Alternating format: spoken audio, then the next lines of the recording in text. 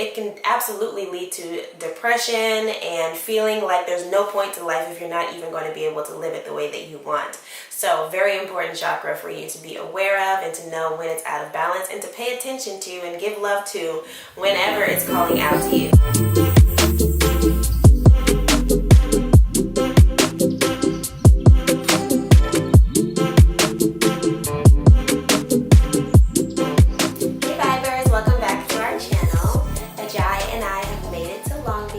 Settling into our new apartment, finding furniture, setting up our workspaces.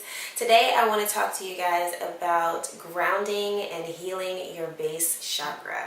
That is basically all that my energy is focused on right now, especially after moving across the country. The main thing that I need right now in my life is grounding. So I'm finding out what really makes me feel truly grounded, especially after big change, the biggest change that I've had in my life, and what I need to do to make sure that my base chakra is aligned and that I can start truly building, our foundations and our home here in our new city. So your base chakra is your foundation, the foundation of your chakra system and just of your life and how you are making decisions. So everything that makes you, all of that energy is stored. Your memories, your heritage, whatever has influenced you and made you the person that you are today, that is all stored in your base chakra. So it's really important to understand this energy, understand why you are the way that you are, so you know what may be throwing you off if your base chakra is off balance. So what that looks like when your chakra is off balance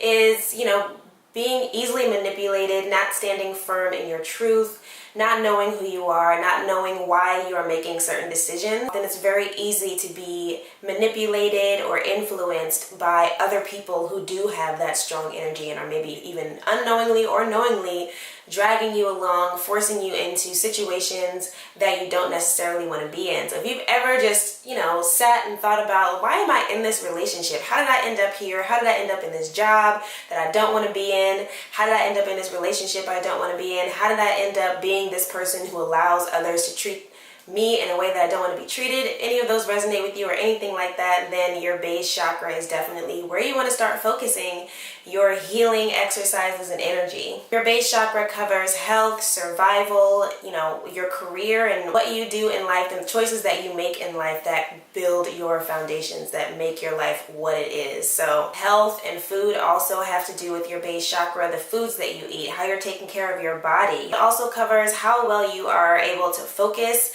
and how well you're able to get things done in order to sustain the life that you're trying to build for yourself in order to continue to survive. So physically, your base chakra covers basically your legs and below your feet, the parts of your body that really carry you throughout this life and enable you to work and get things done. Your root chakra, your base chakra, that's where you're going to gain nourishment. Think about the roots of a plant. So your roots are where you build your strength and your stability, and you start to really stand firm and know, what choices you need to make in your life in order to be aligned with your specific purpose. So it's really important to understand the root chakra, to understand your own roots, who you are, why you are the way you are, and what you need to do in order to truly align with your truth. And sometimes when your base chakra is off, it really means that it's time for you to start unlearning some things that you picked up during your childhood, during, certain situations in your life that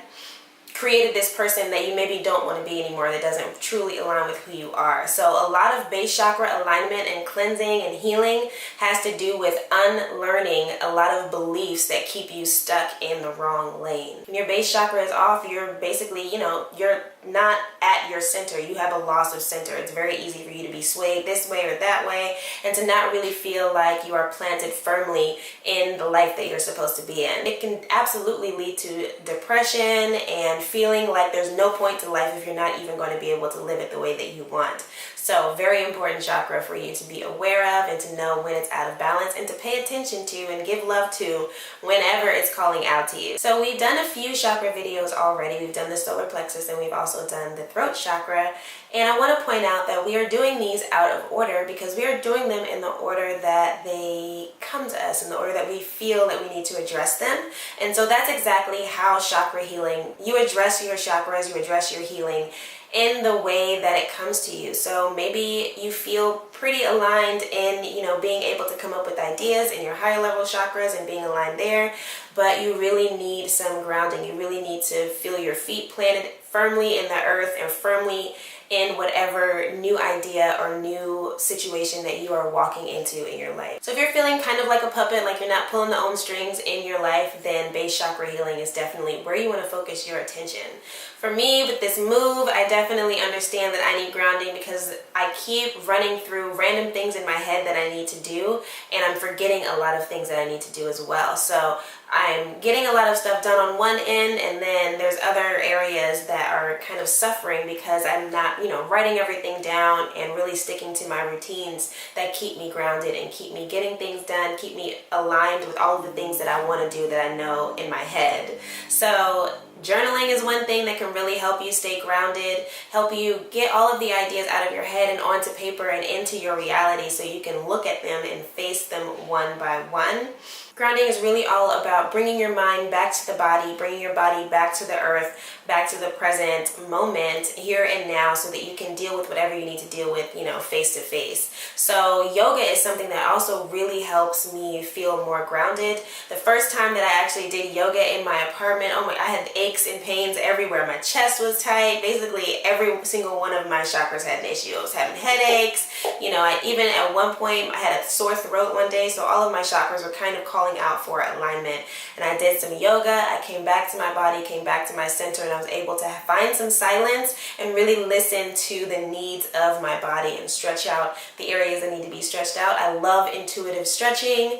And so I did my intuitive stretching, my yoga session, and felt so much better and really got to release a lot of energy. And then I was able to make decisions, even better than I was before, for setting up the home and finding a desk and setting up my office so that I could feel even more grounded. So just inching your way into your grounding healing and your grounding work can really open up the door for you to do even more grounding work. So just start wherever you can with a little bit of yoga, a little bit of journaling. Just stop what you're doing and try to focus on the present moment. Try to stop your mind in any way that you can, whether it's just by letting it all out on a piece of paper or vlogging. Christine talks about vlogging all the time. So just turning on a camera, face front, and talking to yourself, talking through all of the things that are going on in your mind that you really need to find some grounding in. So talk through your ideas and figure out how you can get started on them. Talk through your frustrations and figure out how you can start to heal them, how you can change perspective so that you can release that frustrating feeling and move back to a place of love. So grounding is really important,